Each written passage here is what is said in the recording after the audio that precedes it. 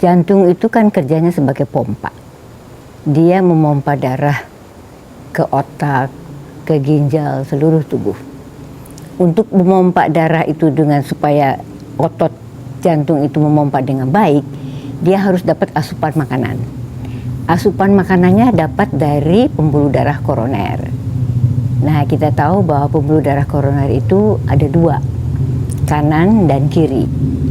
Jadi kalau ada salah satu dari pembuluh darah itu tersumbat, maka aliran darah ke otot jantung itu terganggu sehingga otot jantung tidak mendapatkan asupan makanan dengan baik. Nah, sehingga dia akan terganggu fungsinya. Nah, itu yang menyebabkan serangan jantung. Apalagi kalau sumbatan itu adalah total 100%, itu akan terjadi serangan jantung. Nah, sekarang mungkin pertanyaannya adalah kenapa orang kena serangan jantung? Nah, sebetulnya penyebab faktor risiko, kita sebutnya faktor risiko ya. Faktor risiko untuk serangan jantung itu ada berbagai. Pertama adalah apa?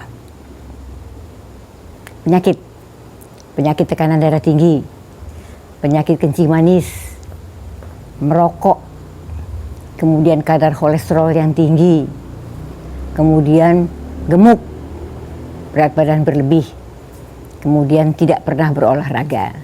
Nah, faktor-faktor ini yang menyebabkan aliran darah pada pembuluh darah koroner itu terganggu. Apalagi kolesterol yang tinggi menyebabkan terjadinya penggumpalan kolesterol pada dinding pembuluh darah. Kalau itu mampet, maka aliran darahnya akan terganggu. Jadi, kita harus mengenal faktor-faktor risiko tersebut supaya kita bisa mencegahnya. Karena yang penting ini mencegah. Gejala-gejala serangan jantung itu ada, yaitu sakit dada ya. Sakit dada di daerah dada kiri atau bisa juga di daerah dada kanan. Rasanya itu seperti sakit tertusuk-tusuk atau seperti tertekan, berat rasanya, yang menjalar ke lengan kiri, bisa menjalar ke rahang bawah, bisa menjalar ke punggung. Tapi itu adalah gejala yang khas ya. Tapi ada juga gejala yang tidak khas yang sering juga orang rasakan, yaitu seperti sakit perut, sakit di sini, sakit di bawah dada ini. Itu orang sering menyebutnya seperti angin duduk. Jadi memang saya juga punya kolega yang mengeluh sakit perut, dia hanya menganggap bahwa ini sakit perut, tapi ternyata itu adalah serangan jantung. Jadi kalau misalnya keluhannya ini dicurigai ada penyempitan pada pembuluh darah koroner, harus diperiksa dengan jelas. Dilakukan pemeriksaan EKG, kemudian dilakukan pemeriksaan USG jantung, kemudian treadmill test, exercise test. Kalau misalnya hasilnya semua negatif, ya sudah, berarti dia normal. Tapi kalau ada masalah, kita lanjut pada pemeriksaan yang lebih lanjut. Apakah CT scan untuk lihat koronernya, ataukah kalau lebih jelas lagi adalah dengan kateterisasi jantung. Nah, jadi sesak itu kita harus bedakan. Sesak yang terengah-engah atau sesak rasanya berat dadanya. Kalau penyakit jantung koroner, sesaknya itu adalah berat, bukan yang terengah-engah. Kalau terengah-engah itu adalah berarti otot jantungnya tidak berfungsi dengan baik. Jadi dia mompanya tidak bagus, bukan karena penyakit jantung koroner. Kalau karena penyakit jantung koroner, umumnya gejalanya adalah rasanya berat pada dadanya. Tapi pada beberapa orang juga seperti kayak sesak. Jadi memang harus dievaluasi lebih lanjut. Ini memang penyakit jantung koroner atau hal-hal yang lain. Kopi tidak masalah selama orang tidak mempunyai tekanan darah tinggi. Kenapa?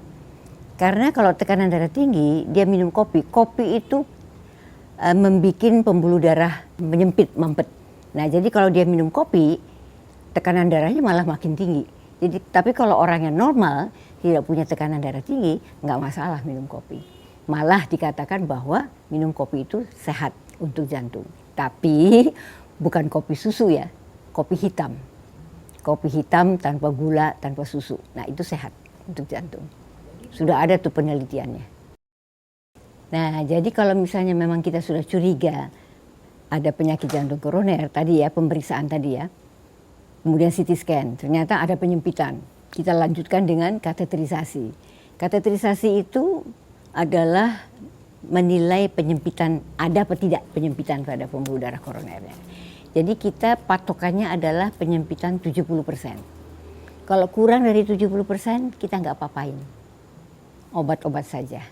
Jadi obat-obat itu maksudnya kalau ada tekanan darah tingginya diurus, ada diabetesnya yang diurus dan sebagainya. Tapi kalau batasnya 70% ke atas, maka akan kita pasang ring. Orang sering menyebutkan cincin ya, itu ring. Jadi ring itu nanti dia dipasang pada pembuluh darah yang menyempit, dia akan membuka. Jadi sehingga aliran darah akan normal kembali. Kalau sudah dipasang ring dengan bagus, semuanya bagus, tidak ada penyempitan lagi, dia seperti normal. Tapi jangan salah, kalau sudah dipasang ring tidak berarti masalah selesai.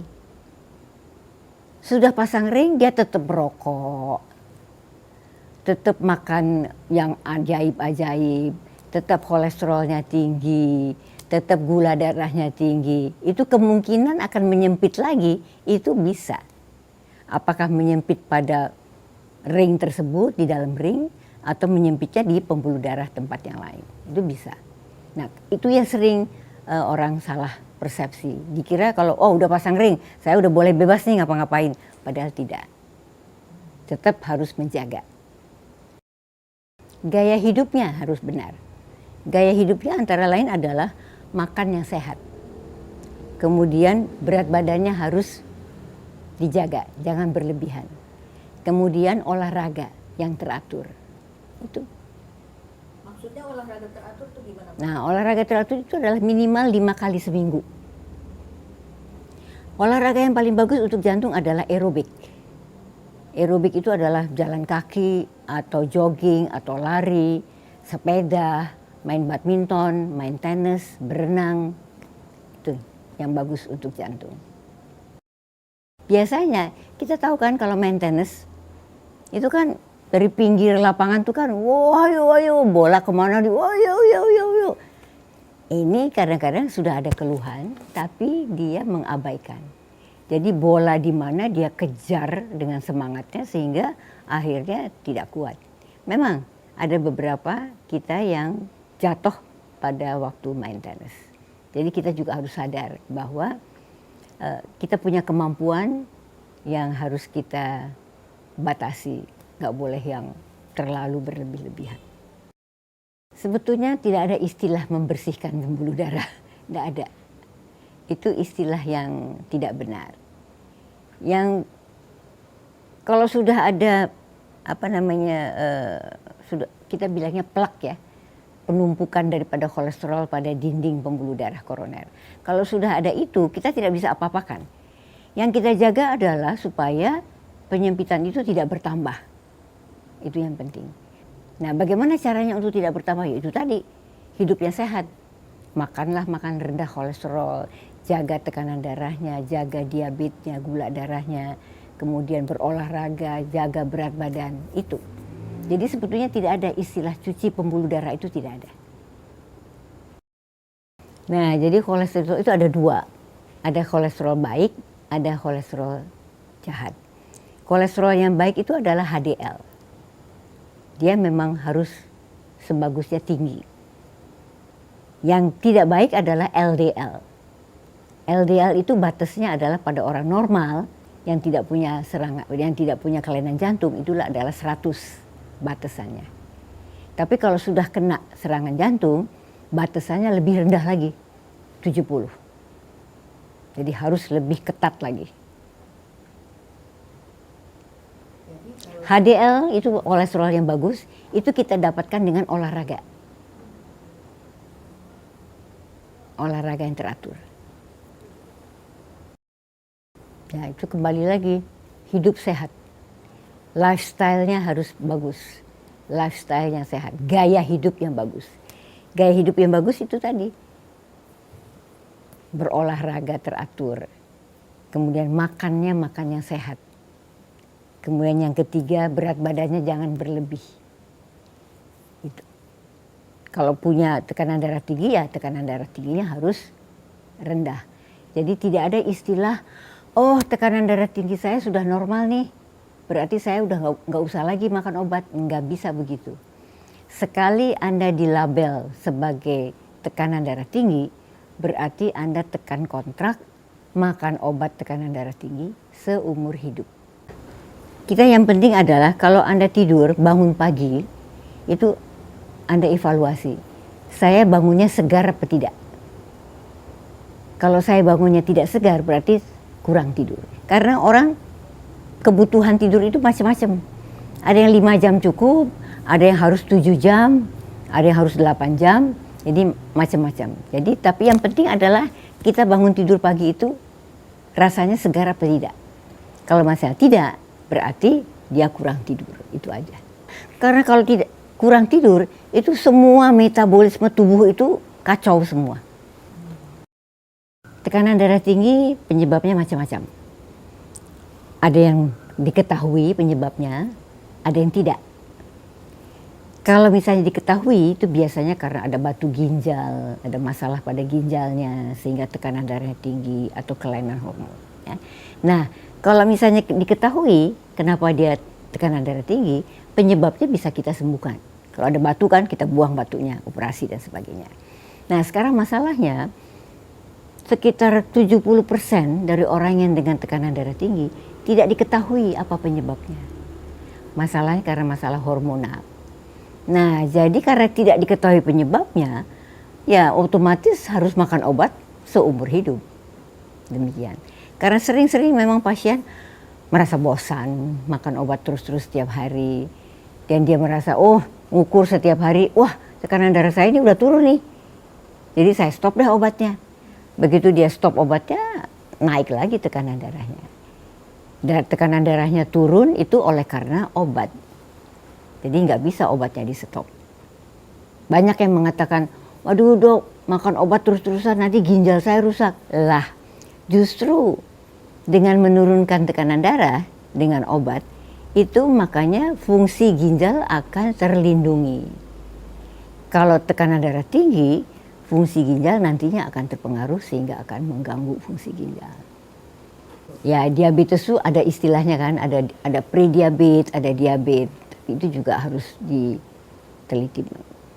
Karena diabetes itu dia mengenai semua pembuluh darah seluruh tubuh. Nah, satu lagi kalau mengenai diabetes. Biasanya pasien dengan penyakit diabetes nggak ngerasa tuh sakit dada. Karena diabetesnya menyerang syaraf-syaraf. Sehingga dia tidak merasakan ada sakit dada pada orang diabetes. Sering diabetes tidak merasa bahwa dia ada serangan jantung, tidak merasa ada sakit dada, tapi ternyata pada pemeriksaan ada. Oh, kalau orang normal aja nggak ada keluhan ya setahun sekali. Kalau sudah umur 40 tahun ke atas, setahun sekali lah periksa. Makanya sekarang ini banyak anak-anak muda. Jadi anak umur 30 tahun sudah kena serangan jantung. Masuk ke UGD karena serangan jantung. Karena itu gaya hidup. Dulu kan kita kalau telepon di rumah lari kan, ngejar telepon. Sekarang teleponnya mana ya yang bunyi ya? Teleponnya ada pada dia. Jadi sama sekali tidak bergerak. Kita harus bergerak. Oh, air putih itu bagus. Kita harus minum air putih. Itu bagus banget, harus minum air putih. Kita ini, badan kita 70% terdiri dari air. Jadi kita perlu air. Berat badan berlebih itu faktornya adalah berlebihnya karbohidrat. Karbohidrat itu apa? Nasi, bakmi, roti, ubi, kentang, singkong. Sama itu. Jadi kita kalau makan, tadi saya katakan juga, jangan kenyang dari nasi. Kenyanglah dari sayur. Kemudian tambah dengan buah. Kan rumusnya kan seimbang. Masuk segini, keluarnya juga segini. Jadi kalau kita makan banyak, kita juga harus olahraga. Makan terus, tidak olahraga, berarti numpuklah kelebihannya. Ya kan itu faktor tadi kan, faktor risiko, tekanan darah tinggi, kencing manis, gemuk, rokok, tidak berolahraga, faktor keturunan, salah satunya aja. Gorengan itu bahaya banget, kalorinya tinggi. Itu satu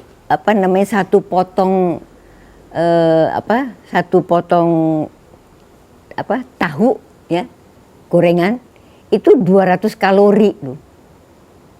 Kita olahraga aja belum tentu bisa mengeluarkan 200 kalori. Jadi memang bahaya banget itu gorengan.